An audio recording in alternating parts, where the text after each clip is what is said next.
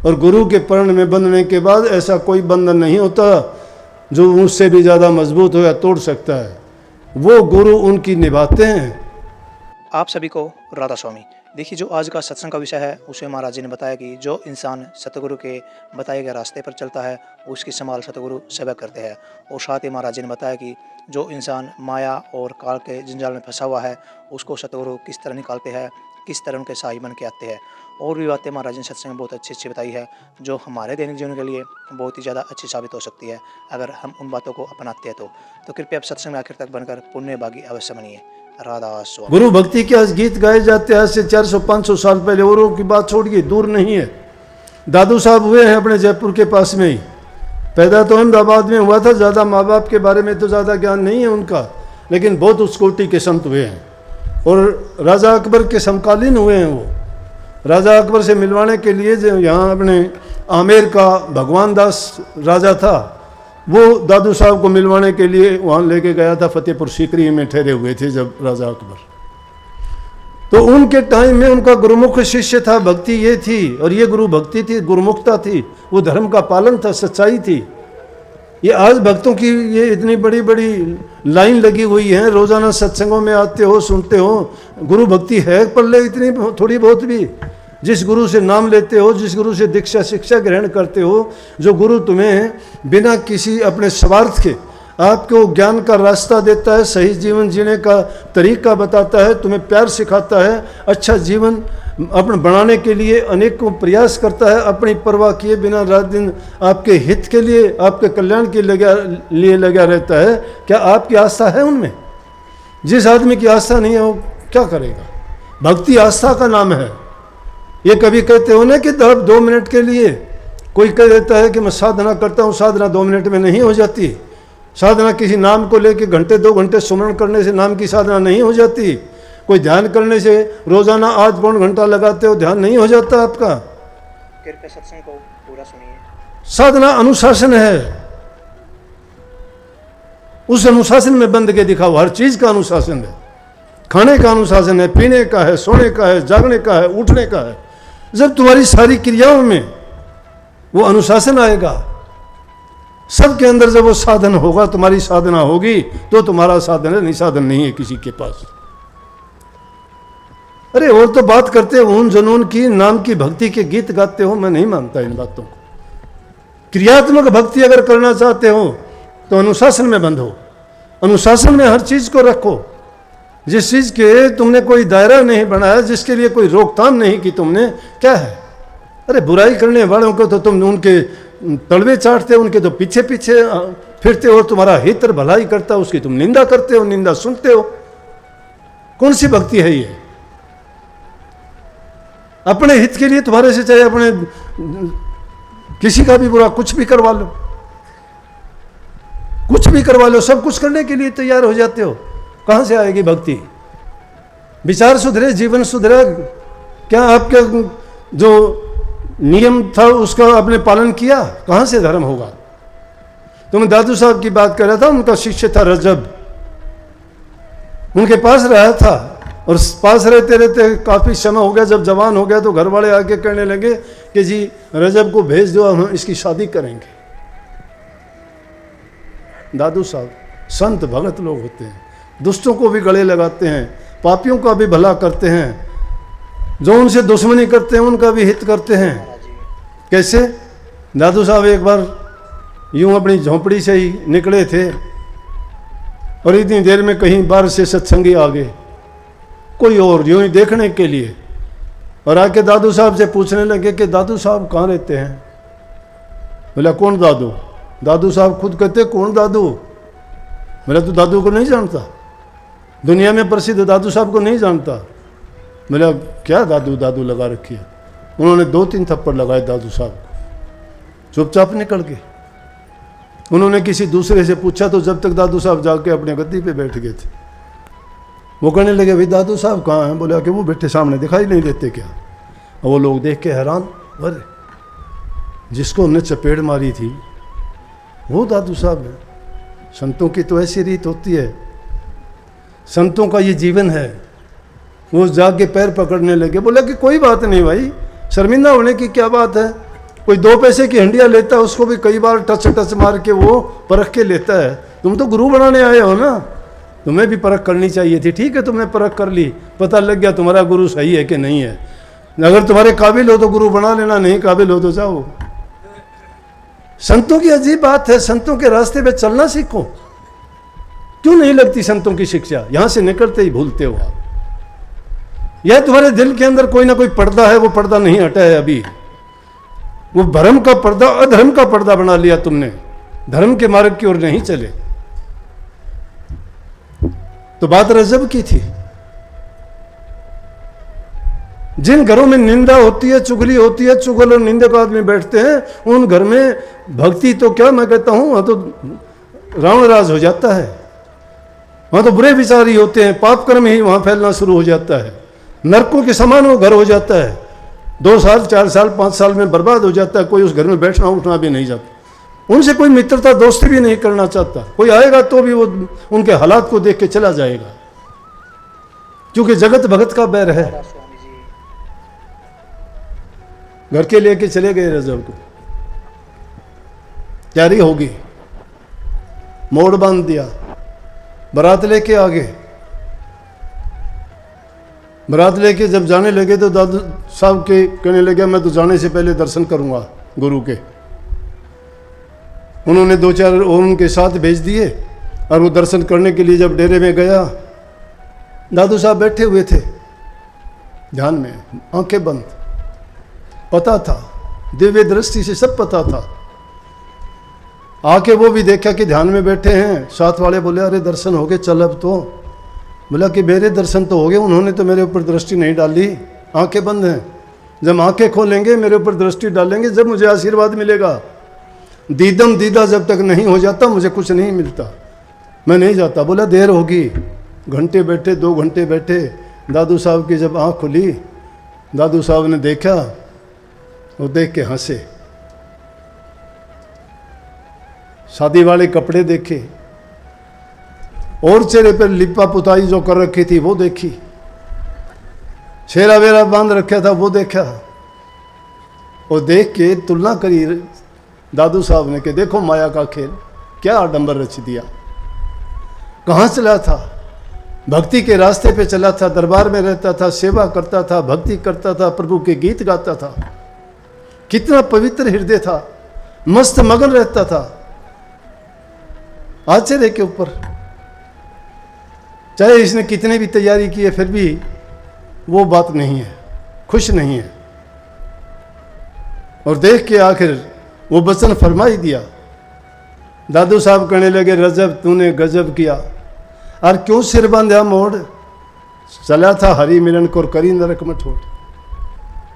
जैसे रजब के दिलो दिमाग विचार ख्याल हृदय पार निकल गई है वाणी, छलनी बना दिया उसके हृदय को, उसकी सोच विचार ख्यालात बंद कर दिए।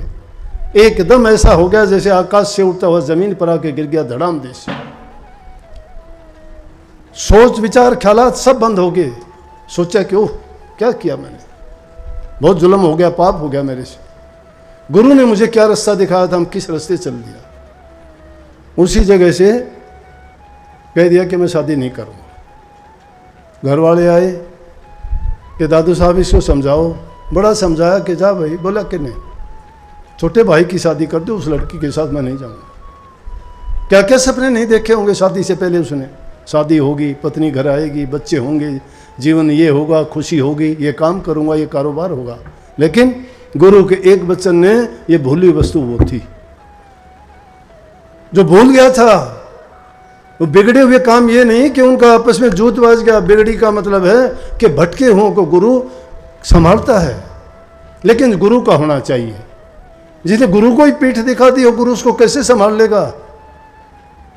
गुरु के सन्मुख हो तो गुरुमुख कहलाते हो, लेकिन गुरु के विचारों को त्याग देते हो तो मनमुख कहलाते हो। मन की आज्ञा में चलते हो, मन के कहे में बहकते हो। अरे गुरु की बहक में आओ। गुरु जो कहता है, गुरु का स्वार्थ नहीं है, तुम्हारे लिए तुम्हारा हित करते हैं। अब तो समझते ही नहीं।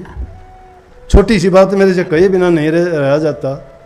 सुबह 5 बजे निकलता हूँ, सत्संग होता है, 3 घंटे तक आपके सामने बैठता हूँ। थोड़ा बहुत इधर उधर चलो, भंडारा देख लिया, लड़कियां सेवा करती हैं ये देख लिया, क्या क्या प्रसाद बनाया देख लिया, दृष्टि डाल दी, प्रसाद शुरू करने का हुक्म दे दिया। देखता हूँ कि नहीं, 3 घंटे बैठता हूँ, सारे बात करते हैं उस दौरान भी। फिर सत्संग घंटा 1.5 घंटा सत्संग भी होता है, फिर नामदान का टाइम भी होता है, घंटा 1.5 घंटा उसमें भी लगता है, फिर 2 घंटे 2.5 घंटे का सफ़र भी होता है। लेकिन फिर भी मतलब इन सोच क्या बताऊं, कल अपने DFO साहब थे, मैंने पूछ लिया मैं क्या हालचाल है, बोला जी हालचाल क्या है, कभी यूं घूमते हो जिद हमारी स्टॉल पर नहीं आते आप, किताबों वाली पर हमारी स्टॉल पर नहीं आते आप, और सब जगह जाते हो। अरे रात दिन तुम्हारे पास रहने लगा, स्टॉल पे जाने के बाद में स्टॉल तिर जाएगी कि तुम उसमें विमान में बैठ के तिर जाओगे। मतलब तुम्हारा हित इतना ही है कि मैं तुम्हारी जाके हर आदमी की हाजिरी मारूं। तुम्हारे ख्यालात क्या है, सोच क्या है तुम्हारी? कभी ये भी सोचते हो कि बेचारा कब से बैठा है, इसने कितनी देर से सबसे बात भी करता है, और इतना लंबा चौड़ा बैठना तुम्हारे लायक है क्या? आपसे 2 कदम चला नहीं जाता, उससे तुलना कभी नहीं करते। पर पीड़ा को क्या समझेंगे बोलो? इंसान अपना ही हित चाहता है सारा, और उसमें क्या हो जाएगा अगर 1 सेकंड के चला गया? हो सकता है मैं तुम्हारे पास नहीं जाऊं, लेकिन तुम्हें तरीका बता दूंगा, तुम मुझे अपने दिल में बैठा लो ना, कहां जाऊंगा। सूरदास जी ने किया था ऐसा। सूरदास जी पीछे की जिंदगी अंधे हो गए थे, और वो श्री कृष्ण जी उनका इष्ट था, उनके बारे में पद लिखा करते थे। तो पद लिखते लिखते पहले लिखते थे तो उनमें लिखते थे सूर, नीचे के पद में अपना नाम सूर लिखते थे, लेकिन अंधा होने के बाद वो लिख नहीं पाए। परंतु क्या कहते हैं कि जो भी वो उन्होंने उस अंधा होने पर पद लिखे, उन पदों को श्री कृष्ण जी लिखते थे उनके लिए, और श्री कृष्ण जी प्रकट होकर लिखते थे। और वो किस तरह से उनके उन पदों में आज भी पहचान है, उनमें उन्होंने सूर श्याम लिख दिया। पहले के पदों में सूर था जब वो आंखों से देखते थे, और बाद के जो श्री कृष्ण जी ने लिखे उनमें सूर श्याम लिखा है। तुलसीदास जी के साथ भी यही थी। तुलसीदास गोस्वामी तुलसीदास जी ने जब रामायण लिखी ना, तो रामायण लिखते वक्त रामायण के जितने पात्र थे, राम, लक्ष्मण, माता सीता, हनुमान जी, वो जंगल, वो वन, वो हिरण, वो मारीच, वो रावण, वो समुद्र, वो पहाड़, वो रास्ता, वो पुल बनाना, जब वो साक्षात अपनी आंखों के सामने देखते जाते हैं, लिखते जाते हैं, साक्षात उनकी आंखों के सामने है, थे उनकी आंखों के सामने। अतिशोक्ति नहीं है ये। जिस चीज में आदमी इतना रम जाता है वो उसी का रूप हो जाता है, उसके सिवाय दूसरी चीज देखता ही नहीं है। इसीलिए तो उन भक्तों के गीत और बात गाई जाती हैं जिन्होंने पत्थर में प्रकट कर लिया, मूर्तियों में प्रकट कर लिया, पानी में प्रकट कर लिया, डूबते हुओं को बाहर निकाल के लेके आए, उनके लिए क्या क्या उन्होंने रख दिया, उनकी जगह जाके उन किसी की सेवा उन्होंने की, उनकी जगह जाके नौकर की तरह उनका काम किया। किसने कर दिया? परमात्मा एक नहीं है। इसलिए उनको अपनी एक बुलाने की बजाय अपने हृदय में बैठा लो ना। तो एक दिन कहते हैं सूरदास जी को घूमने के लिए बाहर भी ले जाया करते, डील डोल करने जाते, जब टॉयलेट करने जाते तो सूरदास जी को लेके जाते, उंगली पकड़ के बाहर ले जाते। जब वो वहाँ से फारिग होके आते, घर आके छोड़ के चले जाते, लेकिन बोलते नहीं कुछ भी। सूरदास जी ने एक दिन सोचा कि ऐसा कौन इतना परोपकारी है जो मेरी इतनी मदद करता है, मुझे लेके भी जाता है और वापस छोड़ के जाता है, और बोलता तक नहीं है, बड़ा अच्छा इंसान है। लेकिन एक दिन सोचते सोचते ख्याल आया कि हो न हो ये तो श्री कृष्ण जी हो सकते हैं। बोला कि आज देखूंगा। जब उसको एक दिन अगले दिन जब वो छोड़ के चलने लगे, हाथ छुटाने लगे, हाथ जोर से पकड़ लिया। अब परमात्मा का हाथ कौन पकड़ सकता है? पकड़ रखा था, जब पकड़ रखा था वो तो शक्ति है। उसने तो हाथ पकड़ने की कोशिश की, उसने हाथ को झटका देके चल दिया। बोला हाथ छुड़ा के जात और निर्मल जान मोए, दिल से मेरे निकलोगे जब जानूंगा तो। बोला कि हाथ छुटा के मुझे निर्बल और मुझे दुर्बल समझ के आप जा रहे हो, लेकिन मेरे हृदय से निकल के दिखा दे, फिर मान जाऊंगा। तो अपने हृदय में क्यों नहीं बिठा लेते? अपने हृदय के अंदर नहीं रखते हो, पाखंडवाद में ज़्यादा विश्वास करते हो। जो प्रेम करता है वो अपने हृदय में रखता है, उसको दिखाने की, बताने की, कहने की। अरे जिससे तुम प्रेम करते हो उसके गीत गाते फिरते हो क्या? उसका प्रचार करते हो, डोंडी पिटवाते हो क्या? गुप्त रखते हो उसको? तो नहीं बताता, कोई नहीं बताता किसी से। कौन बताएगा अपने प्रेमी की बातें? प्रेम नहीं है, पाखंड है। प्रेमा भक्ति नाम इसीलिए है इसका।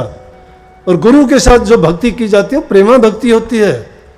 जिस शिष्य का अपने गुरु से आशिक और मासूक जैसा प्यार नहीं है तो झूठा है, कपट है, भरम है, झूठ है उसमें। प्यार जिसने अपने गुरु से किया वो बता सकता है ये बात, जिसने अपने गुरु को जाना है। नहीं तो गुरु नहीं, वो तो कलयुग धर्म निभाते हो तो निभाओ, ठीक है। गुरु से प्यार हो और वो गुरु के बारे में कुछ सोच ले, गुरु के बारे में कुछ सुन ले ना, नहीं सुन सकते। इसका मतलब गुरु के बारे में उसके वही ख्याल हैं जो उसको दूसरा कहता है। उनके ख्याल में ख्याल मिलते हैं। अंग्रेजी में कहावत से birds of a feather flock together.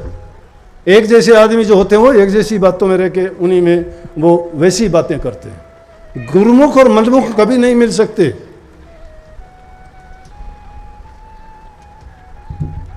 जिनकी जो सच्चाई के साथ लगते हैं ना, वही दादू साहब के टाइम की बात है। पिथा नाम का डाकू था, दादू साहब के पास चला गया, डाके डालता था। जब दादू साहब के सत्संग सुने, बातें सुनी, बाणी सुनी, ज्ञान और विवेक जाग गया उनका। पिछले संस्कार थे, कोई अच्छे कर्म थे उनका। जब वो ज्ञान जागा, सब कुछ छोड़ के डाकुओं से कह दिया मैं डाका नहीं डालूंगा। बोला अरे गलत है, अपना काम कैसे चला? बस कुछ भी हो, मैं नहीं जाऊंगा। अब दादू साहब का मैंने प्रण कर लिया, वचन ले लिया, गुरु से मैंने जाके आशीर्वाद प्राप्त कर लिया, अब मेरे अंदर बदलाव नहीं आ सकता। बोला बदल जाएगा। बोला गगन जमन उल्टी चले और पश्चिम उगे भान। और पिता चोरी ना करे, गुरु दादू की आन कि पिता अब चोरी नहीं करेगा। चाहे गंगा जमुना उल्टी बहने लग जाओ, पहाड़ से आती है, चाहे मैदान से पहाड़ पर चढ़ जाओ, चाहे सूरज पूर्व की बजाय पश्चिम में उग जाए, लेकिन पिता अब चोरी नहीं करेगा, क्योंकि गुरु दादू की आन है मुझे। गुरु दादू ने मुझे नियम दिए हैं, उन्होंने मुझे प्रण से बांधा है। और गुरु के प्रण में बंधने के बाद ऐसा कोई बंधन नहीं होता जो उससे भी ज़्यादा मजबूत हो या तोड़ सकता है। वो गुरु उनकी निभाते हैं। पूरा सुनने के लिए बहुत बहुत धन्यवाद। हम आशा करते हैं आपने सत्संग को बड़ा ही ध्यान से सुना हुआ। कृपया सत्संग में जो जो प्रवचन महाराज जी ने बताए हैं उन प्रवचनों को अपनी ज़िंदगी में अवश्य उतारिए ताकि आपका जीवन सफल हो सके। और साथ ही अगर आपको महाराज जी सत्संग अच्छा लगा तो कमेंट में राधा स्वामी लिखकर पुण्य भागी अवश्य बनिए। मिलते हैं जल्दी एक नए सत्संग के साथ, तब तक के लिए राधा स्वामी।